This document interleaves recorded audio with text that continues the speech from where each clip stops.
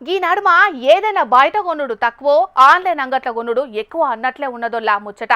పొద్దుగాల లేతే తోముకున్న పేస్ట్ కానుంచి రాత్రి వాడుకోంగా పెట్టుకునే దోమల మందు దాకా ఆరొకటి ఆన్లైన్ అంగట్లనే కొంటున్నారు చాలా మంది. గిట్లనే గీ అన్న కూడా ఆన్లైన్ అంగట్ల పల్క ఫోన్ ఆర్డర్ పెడితే ఏమొచ్చిందో చూడుర్రి. పూష్ని అన్నాలం పాడుగాను ఆన్లైన్ లా పల్కపోన్ ఆర్డర్ పెడితే 2 బట్టల సబ్బులు వచ్చినాయి కదా. వరంగల్ జిల్లా నల్లబెల్లి మండలం బుచ్చిరెడ్డిపల్లి ఉల్లుండే బానోతు రాజేంద్ర అన్న అందరి లెక్కనే ఆన్లైన్ అంగట్ల 16,000 పెట్టి సెల్ ఫోన్ బుకింగ్ చేసిండట.